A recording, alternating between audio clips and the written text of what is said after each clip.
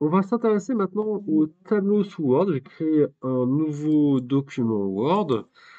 C'est quelque chose c'est pas forcément le meilleur outil, hein. Par exemple, Excel ou d'autres tableurs sont des meilleurs outils pour faire des tableaux, mais pourquoi pas, on peut faire des tableaux également avec un logiciel de traitement de texte, ici Word ou autre chose, si vous avez autre chose.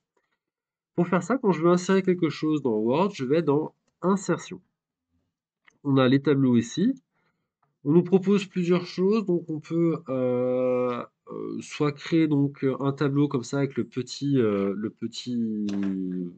logigramme, on va dire comme ça. Donc là, je vais créer 4, 5, 6, 7, 8, 9, 10 colonnes. 1, 2, 3, 4, 5, 6 lignes, etc. Donc ça, c'est déjà un petit schéma de votre tableau. Allez, pour ma part, je vais faire quelque chose de... Je vais faire 4 colonnes et 3 lignes, par exemple. On peut aussi insérer des tableaux, dessiner un tableau, alors c'est un petit peu plus galère, hein. Insérer des feuilles de calcul Excel, insérer des tableaux préformatés également, ou carrément insérer un tableau qui vient du logiciel Excel. On le fera après par la suite, ce qui est sans doute la meilleure option. Et pour découvrir un petit peu les tableaux, ce que je vous propose, c'est qu'on fasse un tableau qui fasse par exemple allez, 2 lignes et 3 colonnes, par exemple. On va faire 2 lignes et 3 colonnes. Hop, c'est parti. Mon tableau fait bien 2 lignes et 3 colonnes.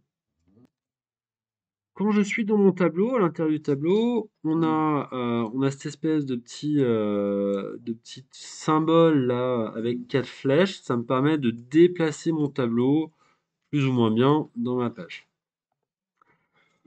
À l'extrémité droite du tableau, on a également un espèce de petit carré qui va me permettre de redimensionner mon tableau, un petit peu comme je l'entends par ici. Alors je redimensionner pour que ce soit un petit peu plus petit. On voit d'ailleurs si on a les règles affichées, donc dans affichage règles, si j'ai les règles affichées, donc on peut totalement jouer sur la largeur des colonnes. Ici, on peut redimensionner un petit peu la largeur de nos colonnes.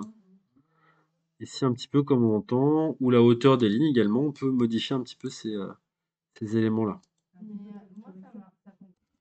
Pour le centrer, c'est assez simple. Sur Word, il faut cliquer donc sur les 4 petites flèches. Je vais dans l'accueil et je vais tout simplement, comme pour centrer du texte, je vais demander de centrer dans mon tableau. Tout simplement.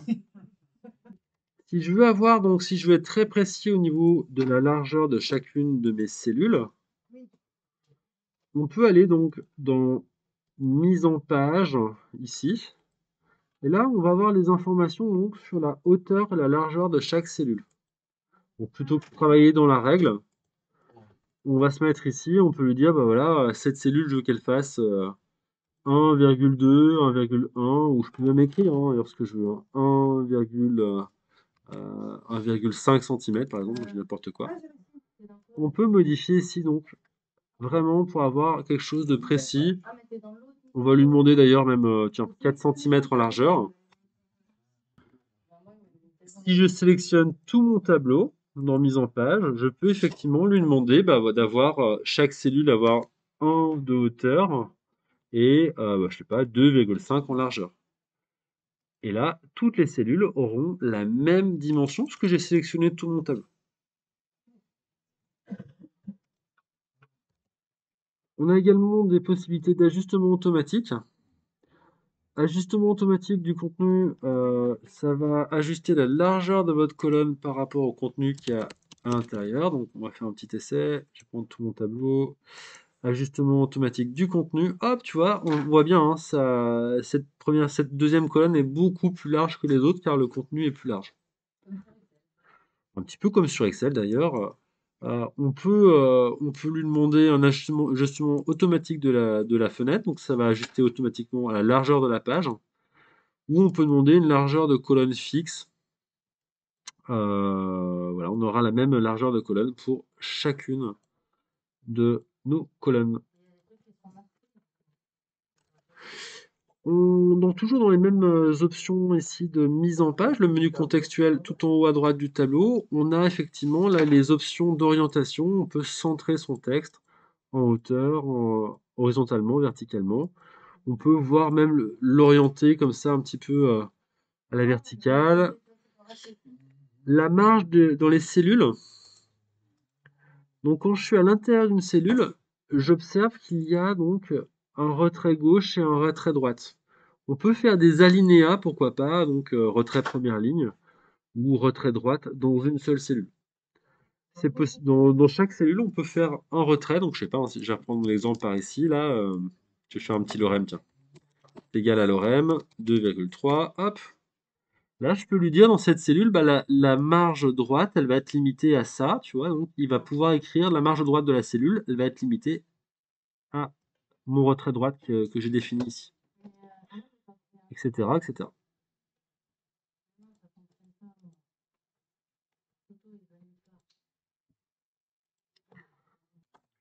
Quand je suis à l'intérieur de mon tableau, je peux me déplacer avec mes petites flèches du clavier et je peux également me déplacer avec la touche tabulation. Tabulation, ça me fait déplacer de cellule en cellule. Si je suis sur la dernière cellule par ici, si je fais tabulation, ça va me créer une nouvelle ligne. Si vous êtes à l'intérieur du tableau, donc si vous voulez supprimer une ligne, il faut surligner cette ligne, hein, comme ça, tac. Et là, on va avoir un petit menu qui va arriver, ou alors dans mise en page, supprimer, on va pouvoir supprimer soit des lignes, soit le tableau, soit une colonne. Donc, dans mon cas de figure, ce sera une ligne.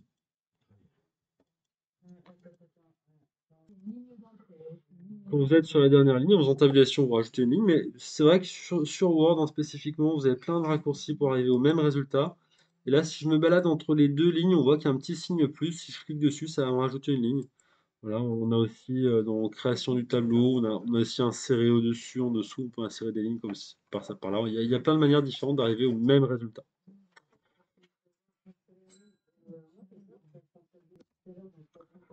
On peut donc mettre des couleurs, effectivement, on sélectionne une cellule. Trame de fond, on va choisir la couleur qui nous intéresse. Donc c'est dans création de tableau, on va choisir les couleurs qui nous intéressent dans le tableau. On peut également changer le style de bordure également pour le tableau. Avoir, je sais pas, des bordures bleues dans un autre style avec des petits points comme ça. Là, on va passer avec des bordures de couleur bleue toujours. Hop, allons-y. Voilà, un magnifique tableau. Hop, très bien. Voilà les bordures de mon tableau.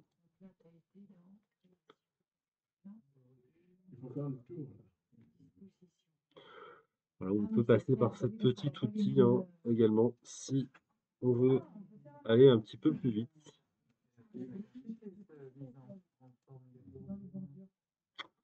Bordure extérieure. Hop, parfait. Je vais revenir sur le menu mise en page. Alors il y a il y a une petite il y a une petite singularité. J'insère une nouvelle ligne de Word par rapport à Excel en matière de gestion de tableau. C'est sur fractionner. Dans Excel, on ne peut pas fractionner une cellule, c'est pas possible. Sur Word, je peux. Vous voyez, là, j'ai une seule cellule hein, ici là qui est là. Bah, je peux lui dire, bah voilà, ça je vais la diviser en deux colonnes par exemple, ou en trois colonnes. Je clique sur OK, hop, ma cellule devient trois petites cellules. Et celle-là, là, je peux lui dire, bah tiens, je vais la fractionner aussi. Je veux dire que c'était, au lieu de dire ça va être deux colonnes maintenant et trois lignes différentes. Donc on a bien nos deux colonnes et nos trois lignes différentes.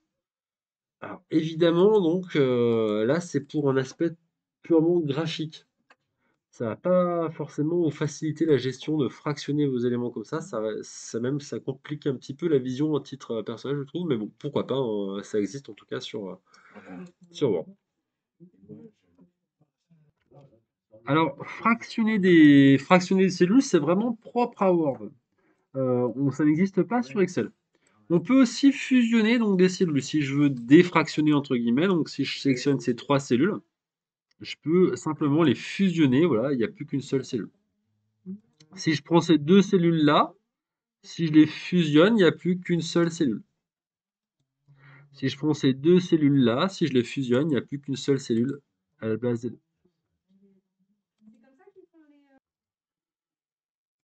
On va maintenant donc, ouais, vous avez compris, je pense, l'idée au niveau des trames de fond, de la création du tableau, la taille des lignes.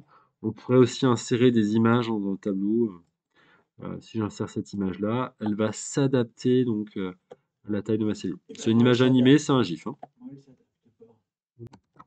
Bien, on va maintenant donc sélectionner notre tableau. Pour le supprimer, on sélectionne tout le tableau. Si j'appuie sur Supr, ça va simplement vider le tableau du contenu. Ça va supprimer le contenu intérieur, comme sur Excel.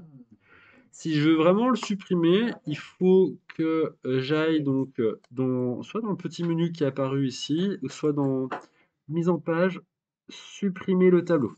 On va supprimer le tableau, on va repartir sur un nouveau tableau. On va créer un nouveau tableau, donc insertion, je vais faire un tableau, par exemple, qui va faire 4 colonnes, on va faire 3 colonnes encore. 3 colonnes ou 4 colonnes, qu'est-ce qu'on va faire? On va faire, allez, 3 colonnes et 5 lignes, par exemple. 3 colonnes et 5 lignes. Une fois qu'on a posé notre tableau, dans création de tableau, on a vu qu'on pouvait modifier la trame de fond pour chaque cellule, donc la couleur de la cellule. On a également des styles préformatés qui nous sont proposés. Donc ça peut être assez pratique hein, si on veut faire quelque chose d'assez rapide. Tiens, je vais prendre celui-là par exemple. Je vais prendre celui-ci. Donc celui-ci, il ressemble à ça. On a on voit d'ailleurs qu'on a la ligne d'en-tête qui est d'une certaine couleur. On a la première colonne également qui est d'une autre couleur. Et ça, on peut le modifier ici. Vous voyez là, ligne d'en-tête, si je clique ici, je vais pouvoir retirer la ligne d'en-tête. Je peux retirer donc la première colonne également. Je peux lui demander de rajouter une ligne de total. La ligne de total, elle va être d'une certaine couleur. Et ligne à bande également. Donc ligne à bande, une ligne sur deux sera en couleur. Colonne à bande, une colonne sur deux sera en couleur. Bon là, on a que 3 colonnes, mais là, j'aurai une colonne sur deux en couleur. Donc allez, tiens, je vais rester sur ligne d'en-tête, ligne totale. Allez, c'est pas mal. Je vais rester comme ça. Tiens. On peut, alors même si on a choisi un style prédéfini de tableau, rien ne nous empêche hein, de mettre une cellule de notre tableau en rouge hein, si on a envie. Hein. Bon, je sais pas pourquoi je ferais trop ça, mais pourquoi pas, on pourrait. Alors, on va marquer par exemple, on va marquer client. On va marquer le chiffre d'affaires par ici. Et on va marquer plutôt la ville, le chiffre d'affaires. Tiens, les chiffres d'affaires. Voilà. On va avoir Jean Dupont. On va avoir Élise Durand. Et Francis Bacon. Très bien. On va avoir Lyon, on va avoir Marseille et Paris. Très bien. Chiffre d'affaires 350, 500 et 480 par exemple. Pour une raison que j'ignore, j'aimerais mettre les numéros d'arrondissement, j'aimerais qu'ils soient au même emplacement. Alors, si je fais tabulation, j'avance d'une cellule en autre cellule. Si je veux faire une tabulation à l'intérieur de ma cellule, c'est contrôle tabulation. Contrôle tabulation une fois, contrôle tabulation deux fois. Donc là, ça va être Lyon 7e. Ça va être Marseille 9 et ça va être Paris, Paris 12 par exemple. Donc là, c'est un alignement gauche. On voit bien que tous les chiffres sont bien alignés, donc au même endroit, en faisant contrôle tabulation. J'ai pu faire une tabulation, donc je vous marque bien les paragraphes. J'ai pu faire une tabulation à l'intérieur d'une cellule. Bon. Si je veux centrer une colonne, je me balade juste un petit peu au-dessus là de ma colonne. Je vais centrer maintenant une colonne, je vais me mettre juste au-dessus de ma colonne. Mon curseur se transforme en flèche noire, bouton gauche. Parfait. Là, j'ai sélectionné toute ma colonne. Je peux la centrer si j'ai envie. Voilà. Hop, je me balade juste au-dessus et je peux centrer mes éléments. Ok, je vais maintenant écrire total par là.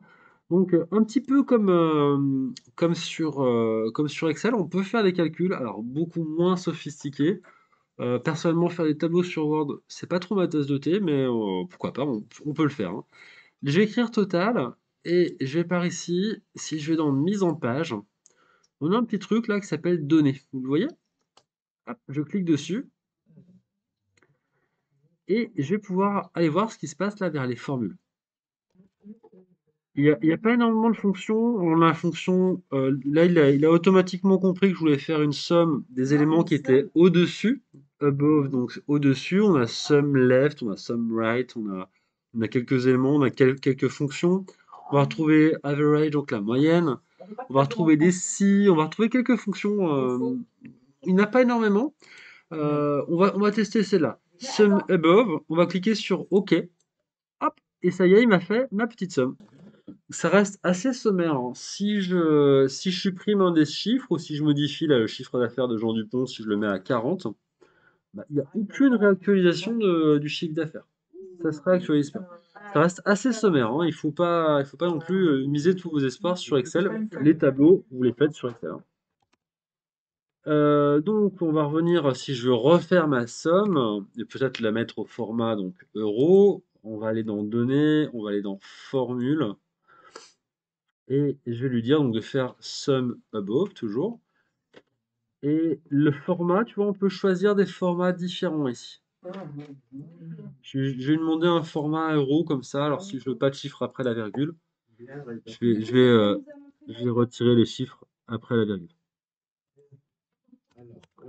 Hop, je clique sur OK. Hop, et voilà, ça me fait bien un format euro. C'est parfait. Si j'écris donc à la main les petits euros comme ça, là, au contraire de certains tableurs, il va quand même arriver à comprendre ce que je veux. Donc si je lui demande de faire, il faut que je réécrive la formule. Si je lui demande de refaire un somme de tout ce qu'il y a au-dessus, donc somme above, il va donc arriver à comprendre et il arrive à faire le total. Dans les tableaux comme ça, on peut également donc trier des éléments. Si je me mets dans la colonne A, je vais dans données, on a également trier. Ici, donc trier, je vais par exemple trier par la clé donc client. Donc bah, ça va être A, B, C, D, E, F, G, H, I, J. Il va me trier donc par la colonne client. Hop, parfait, ça a bien fonctionné. On peut également trier par nom de famille. Donc si on devait faire ça sur Excel, bah, on devrait séparer les données sur deux colonnes. Sur Word, on peut le faire d'une manière assez étrange, un petit peu, enfin assez pas forcément intuitive en tout cas. Alors, je me mets à l'intérieur de mon tableau, je vais dans Données, trier.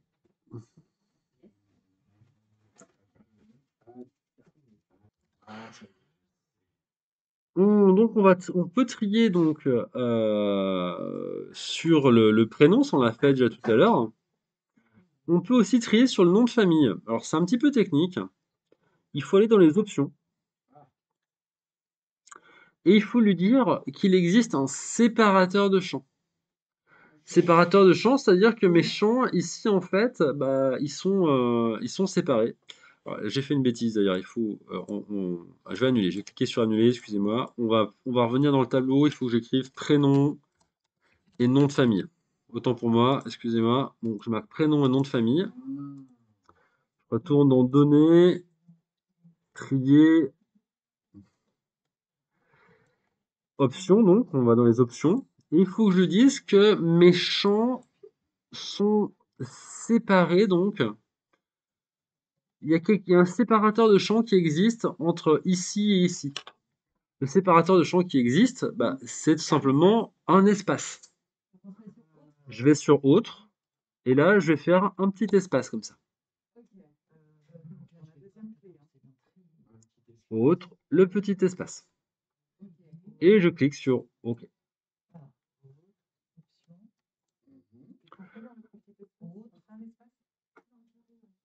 On fait un petit espace. Et maintenant, donc, je peux trier. Je peux choisir de trier sur les prénoms, mais également sur les noms de famille.